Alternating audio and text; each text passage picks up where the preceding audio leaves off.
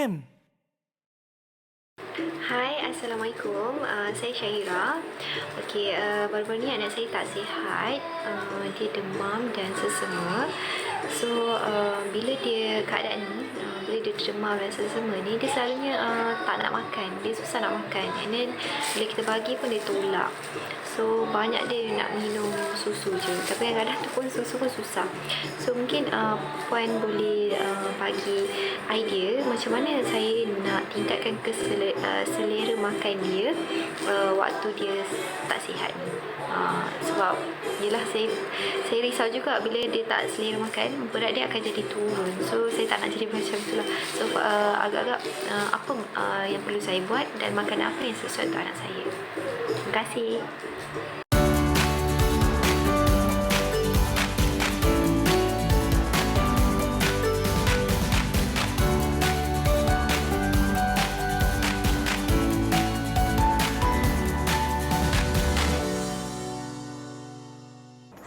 Assalamualaikum semua, salam sejahtera bersama saya Syaza, nutritionist pakar pemakanan anda dalam slot sarapan sehat. Hari ini kita nak berkongsi dua jenis menu yang sangat membantu untuk meningkatkan imuniti tubuh badan anak kita. Ialah kita sebagai ibu bapa mesti rasa bimbang bila anak kita jatuh sakit kan, lagi-lagi ketika wabak pandemik COVID-19 ni berlaku. Jadi sebagai ibu bapa sangat penting untuk kita membekalkan nutrisi yang lengkap dalam diet harian kita, kerana tahu tak anda, nutrisi sangat memainkan peranan penting dalam meningkatkan imunisasi badan anak kita. Sebab itulah pastikan cukup lengkap dua-dua nutrisi, iaitu makronutrisi dan juga mikronutrisi. Sebab itu hari ini saya nak berkongsi dua jenis menu, iaitu sup tofu bersama kimchi dan juga omelet brokoli. Kedua-dua ni menu sangat tinggi dengan nilai nutrisi,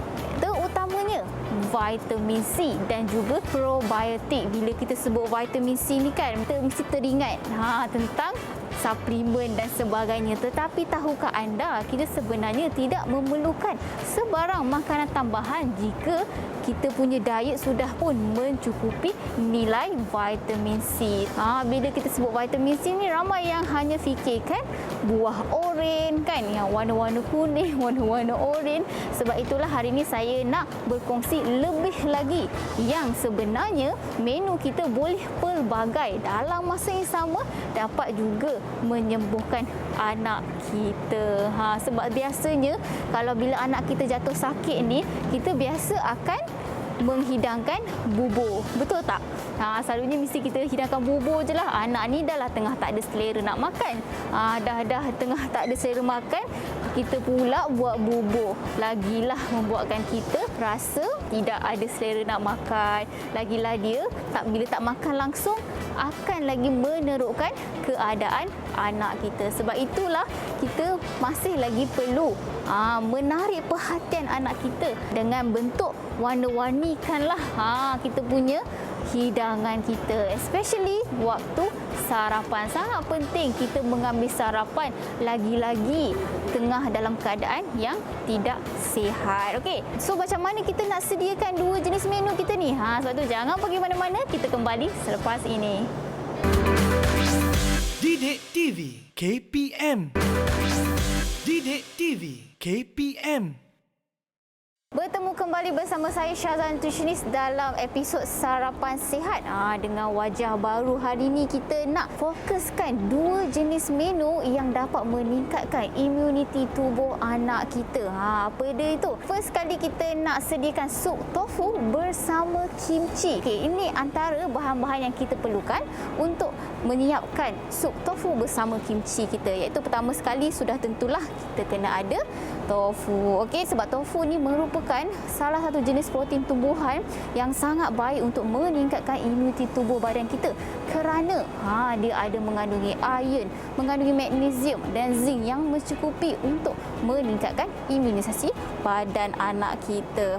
Dan kedua, kita ada telur.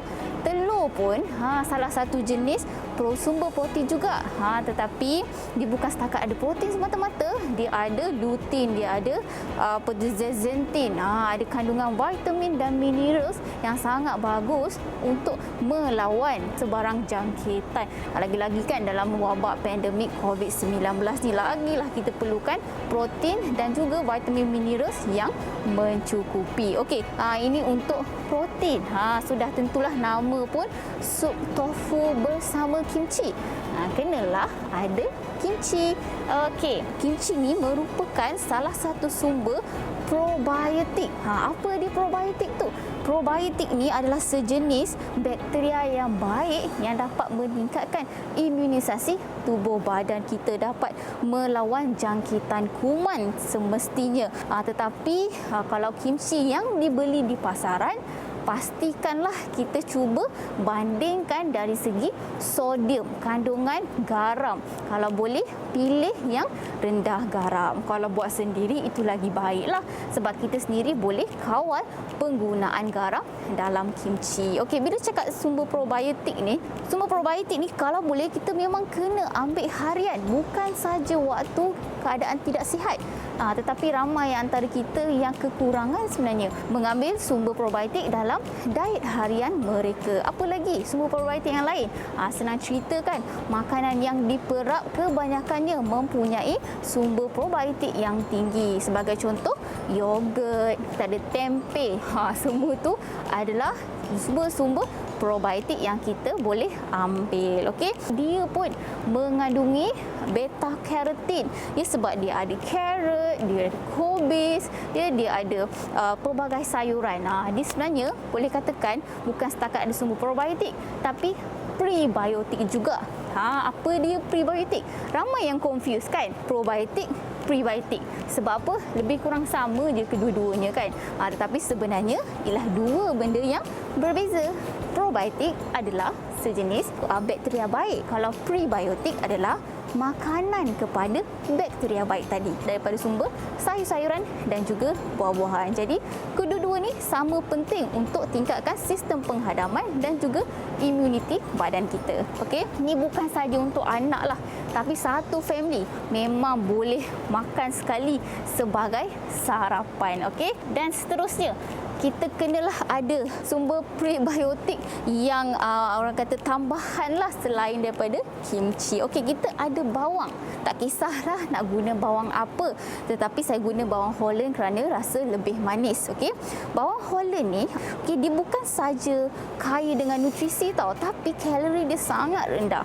Dan ramai yang tak tahu bawang ni dia mempunyai vitamin C. Bila sebut vitamin C, memang kita terus terfikirkan memang sangat bagus untuk imunisasi badan kita. Okey, selain pada vitamin C, dia juga mengandungi antibacterial properties yang dapat melawan bakteria, khususnya kita boleh katakan E. coli. Terbukti dapat melawan bakteria tersebut. Okey, selain pada tu kita ada daun bawang. Ekstra lagi serat, dan pakcoy. Kita ada sayuran pakcoy. Okey, sebenarnya tak kisahlah sayuran apa pun, tapi kenapa saya pilih pakcoy? Okey, pakcoy ni merupakan salah satu jenis sayuran yang ada dalam kumpulan cruciferous. Apa tu kumpulan cruciferous? Kumpulan cruciferous ni adalah sejenis sayuran yang dapat melawan karsinogen dalam makanan. Dan seterusnya kita ada mushroom, kita ada cendawan enoki di sini. Okey, cendawan ni memang sangat tinggi dengan selenium, dengan vitamin B. Bukan saja dia kaya dengan serat, cendawan juga dapat membantu untuk meningkatkan imuniti badan kita.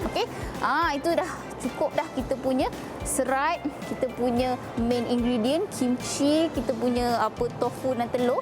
Lepas tu kenalah ada kita punya sumber lemak, iaitu kita ada minyak, dua jenis minyak. Sebab saya nak kena tumis dulu bawang tu, saya Satu minyak saya guna untuk tumisan, saya gunakan olive oil iaitu minyak zaitun, dan juga saya ada gunakan minyak bijan untuk bagi rasa baulah lagi naik bila kita padankan dengan kimchi tadi. Okey, lemak pun kita perlukan. Siapa kata kita tak perlukan lemak? Kita perlukan lemak, cuma kita kena kawal kuantiti. Macam mana kita nak ukur? Lebih kurang dalam satu saiz ibu jari. Itu paling mudahlah. Dan sebagai bahan perasa, serbuk cili ini bergantung pada individu lah. Kalau anak kita okey nak makan pedas, boleh letak sedikit, tak perlu letak pun tak apa. Ini sebagai bahan perasa semula jadilah kan, sebab kita tak guna garam. Seperti mana kita tunjukkan ni, kita memang tak gunakan garam. Sebab apa? Dalam kimchi tadi dah pun mengandungi garam. Juga kita ambil daripada bahan perasa semula jadilah, macam bawang dan juga serbuk cili. Okey, dah cakap tentang bahan-bahan ni, jangan lupalah air sebagai untuk jadikan kita punya sup tofu bersama kimchi hari ni. So, macam mana kita nak buat ni?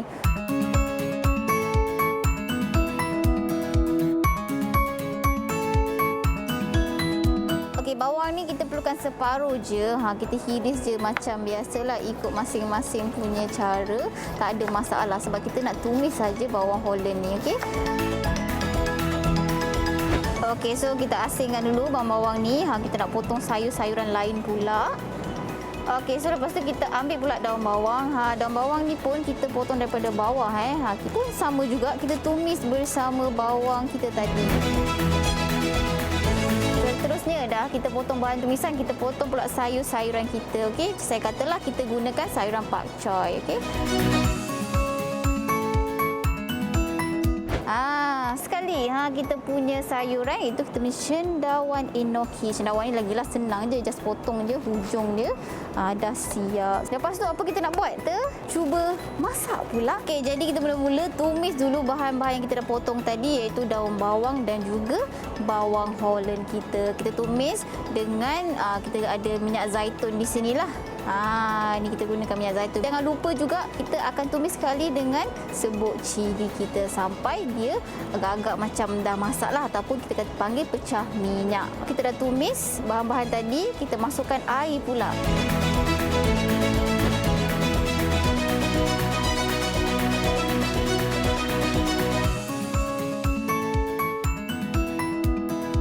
Kenapa di akhir sekali? Sebab sayur-sayuran kita nak pastikan vitamin B dia tidak berkurang ataupun tidak hilang sepenuhnya lah. Kalau boleh kita masak sekejap je sayur-sayuran ni. Lagi sayuran hijau. Dah agak-agak menggelegak kita punya sup tofu tu, kita masukkan pula telur.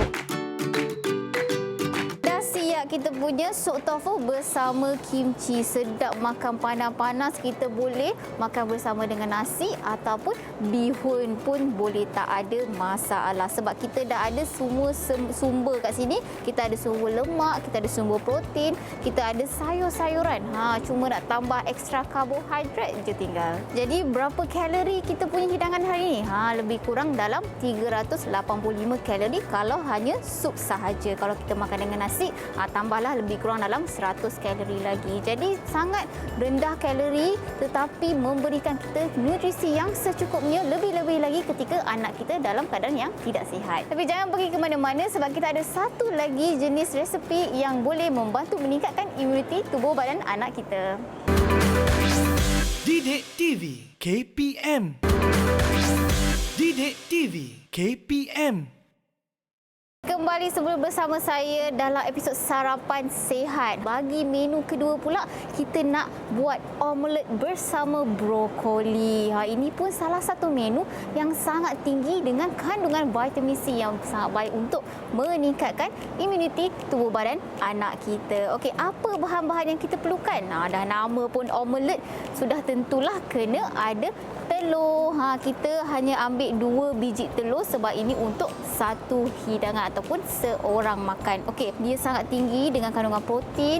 Dia lebih-lebih lagi telur kuning ni sangat tinggi dengan lutein, zeaxanthin yang sangat membantu untuk meningkatkan prestasi dan juga memberikan tenaga sepanjang hari bagi anak kita. Okey, dan seterusnya kita ada susu sebagai sumber protein tambahan. Bukan setakat ada protein susu ni, dia pun mempunyai kalsium, vitamin A, vitamin D yang sangat melengkapi dan dapat meningkatkan imuniti tubuh badan anak kita. Kita dah ada sumber protein kita, seterusnya kita kena adalah sumber serat kita. Kita punya menu hari ni memang sangat tinggi dengan nilai vitamin C. Sebab apa? Kita ada 3 jenis lada benggala ni. Capsicum ataupun bell pepper. Macam-macam nama dia kan. Apa yang membezakan antara tiga lada benggala ni? Selain daripada warna lah. Sebenarnya warna ni menentukan bila lada benggala ni dipetik. Selalunya warna hijau ini adalah yang paling muda. Sangat sesuai untuk dijadikan bahan tumisan kerana rasa dia kurang manis berbanding dengan kedua-dua warna ni. Okey, warna kuning ni dia sebenarnya separuh masak pun sesuai untuk bahan tumisan, tapi juga sesuai juga kalau kita makan macam tu sahaja. Dan yang paling bernutrisi terutamanya vitamin C memang sangat tinggi di dalam lada benggala berwarna merah dan dia punya rasa lebih manis berbanding dengan warna kuning dan warna hijau. Okey, tahu tak berapa keperluan vitamin C harian sebenarnya? Tak perlu banyak pun, dalam lebih kurang 75 mg hingga 100 mg sahaja sehari. Dan yang menariknya, satu cawan lada benggala yang dah dipotong sudah pun mencukupkan keperluan vitamin C harian kita. Tak perlulah lagi kita nak ambil lah makanan tambahan dan sebagainya. Kerana apa? Bukan setakat lada benggala ni ada vitamin C. Brokoli pun mempunyai vitamin C. Bukan setakat vitamin C, brokoli pun ada vitamin A, ada vitamin K, memang penuh dengan nutrisi. Dan salah satu untuk kita nak kata memikat selera anak kita untuk makan sayur-sayuran ni, kita boleh cubalah resepi ni. Selalunya budak-budak ni dia tak nak nampak sayuran. Sebab itu bila kita campur dan jadikan omelet, dengan cara inilah kita dapat memikat selera anak kita makan sayur-sayuran. Okey, dan kita ada juga kita punya bawang Holland. Ingat tak saya cakap tadi dalam menu pertama, bawang Holland ni bukan saja mengandungi vitamin C, tapi dia juga mengandungi antibacterial properties yang boleh melawan bakteria, khususnya bakteria E. coli. Nak kata satu pinggan ni memang semuanya kaya dengan vitamin C. Memang sah-sah cukup dah satu hari punya keperluan vitamin C. Okey, dan seterusnya kita ada sumber serat tambahan di sini iaitu daun bawang.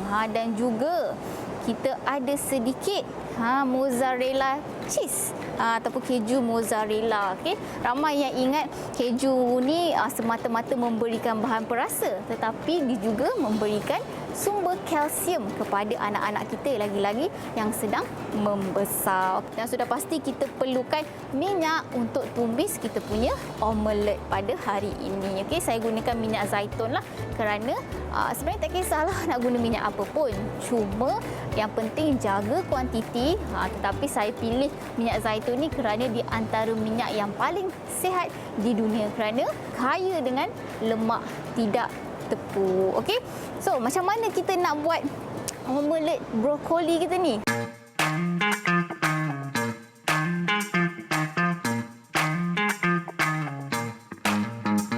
Okey, jadi mula-mula kita akan potong dulu sayur-sayuran kita. Mula-mula kita ambil dulu bawang. Okey, tak ada masalah, ikut cara-cara masing-masing. Okey, nak potong hiris ke, nak potong dadu ke, tak ada masalah lah. Okey, kita masukkan dulu bawang kita. Okey, dan kemudian kita ambil pula kita punya brokoli. Okey, untuk brokoli ni kita perlu nak banyak-banyak lah, sebab nanti kalau sayuran kita banyak sangat, kita punya telur boleh pecah. So, kita masuk dalam adunan kita tadi. Kita ada bawang kan, tambah pula dengan brokoli. Okey, lepas tu kita punya capsicum kita. Tak perlu banyak-banyak lah, cukup dalam satu bahagian ni pun dah cukup dah untuk kita ambil setiap satu jenis capsicum. Okey.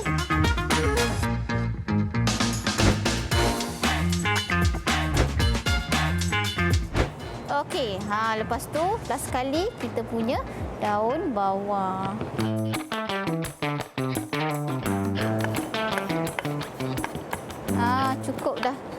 semuanya. Dah ada kita punya sayuran ni. Tengok, penuh dengan warna-warni. Inilah yang kita nak. Sebab apa? Setiap warna mempunyai nilai nutrisi yang berbeza.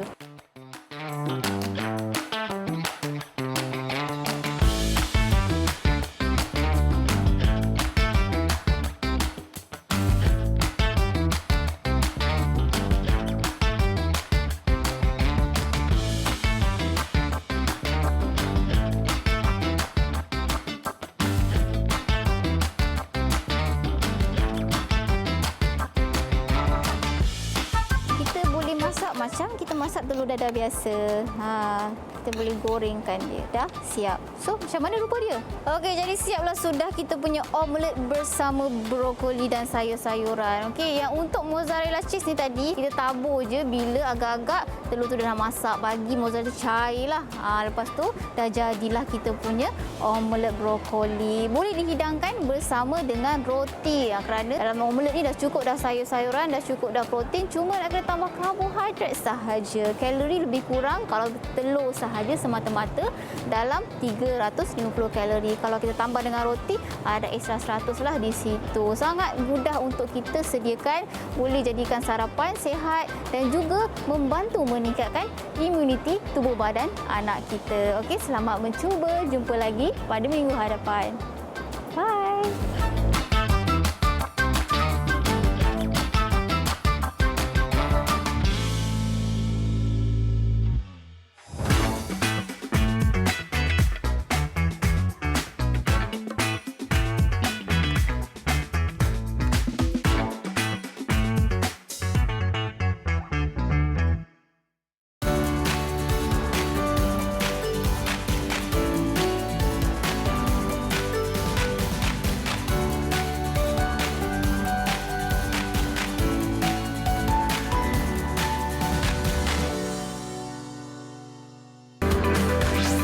Didik TV KPM